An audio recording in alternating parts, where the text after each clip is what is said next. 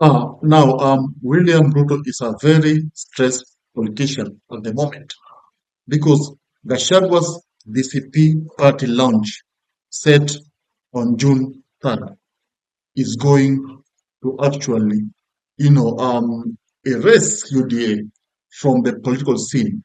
Why do you think DCP will take over?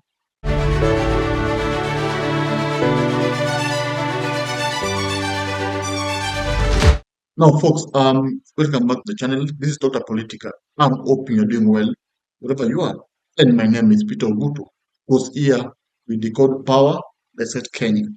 Now, Gachagua has said that the party launch, DCP, set, to take place on June 3rd will actually make history. And of course, I agree with Gachagua. Why? Because it's a new party, and of course, it is a Murima party. Why do this Murima party?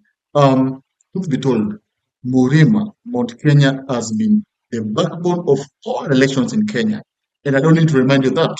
And now, Gachagua, being the kingpin now of Mount Kenya, of course, will launch his party. And this is a pain to William Samoei Ruto because UDA has been enjoying massive support in Mount Kenya. In fact, Mount Kenya is the one that made UDA a very popular party in Kenya. But now, with the emergence of Gachagua's party, UDA will be sent to, political oblivion. Now, Ruto's team, the insider status, they're saying that Gachagua's party should not be allowed to be launched. In fact, remember when Gachagua was unveiling his party, what happened? Goons were sent there, and of course, we saw some destruction. So the Gachagua is saying, is warning that if the government sends goon disrupt the party launch, of course, those goons will be met with brute force. Now, aside, so what are the implications of this DCP party launch? One, it will, of course, show that indeed there's a new party that is set to, of course, compete in 2027.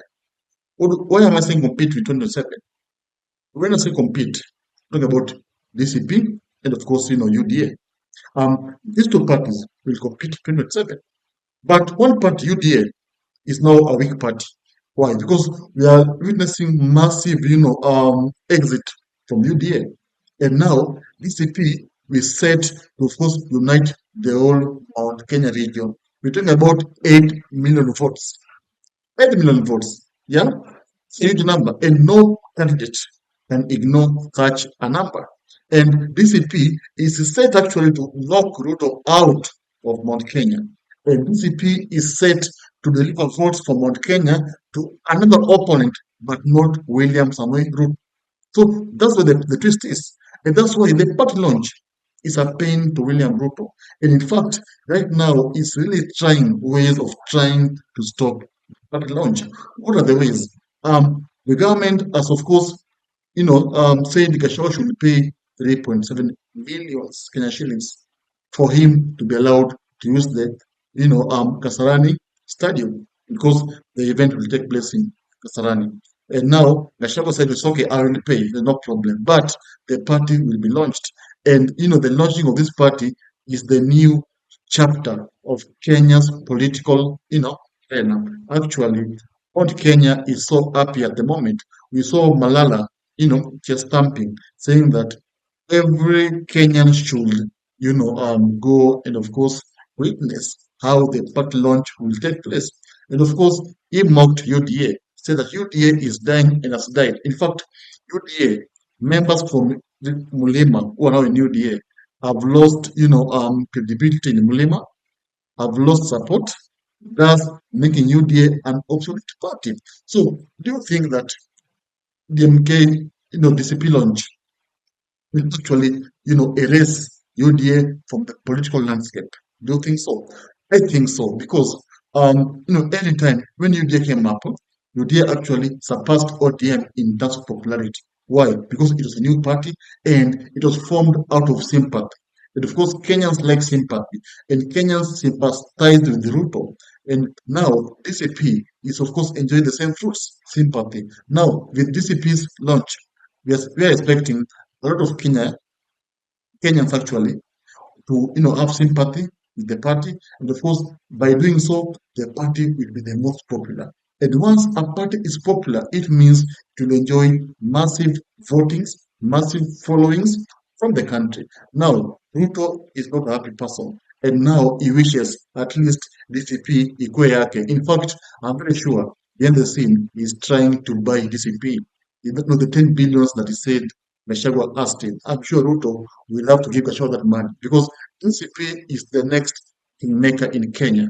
And any politician, any flag bearer who will go with DCP or who will form a coalition with the DCP will actually enjoy, the 8 million votes from Mount Kenya. And of course, Ruto himself has said he is not interested in, it's not a must for him to vie. He can support anyone. That means that if Kalonzo is the one who will be lucky to of course vie, what it means is that Kalonzo will enjoy DCP support. And DCP will deliver almost 8 million votes to Kalonzo's basket.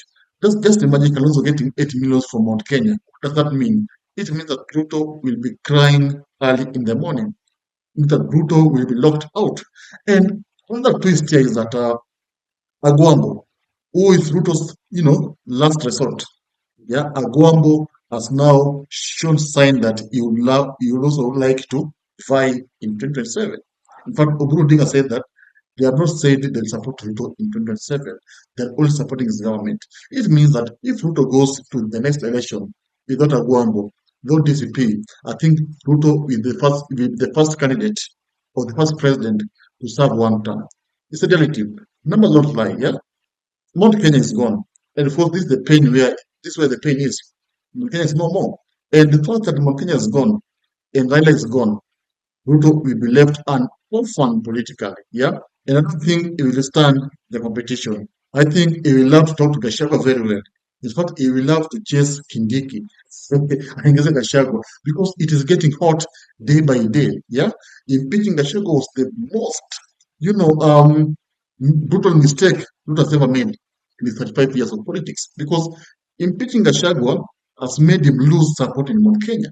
And why am I saying so? When I say that Ruto has lost support in Mount Kenya, take a look. Nowadays, it does not even go to Mount Kenya. That's clearly saying that he knows very well that the Mount Kenyans cannot accept him. Yeah. That's why you see people like Muturi, former speaker, also, distance himself from the government because he saw that Ruto has lost support and credibility in Mount Kenya. That's why I'm saying DCP is the new sweeping wave that, of course, will actually send Ruto to political oblivion.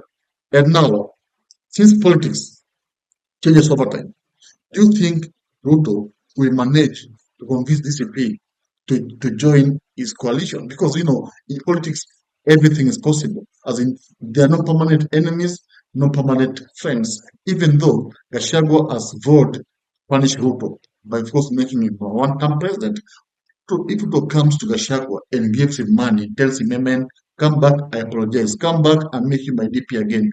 Tell you what, Gachagua will say, "It's okay.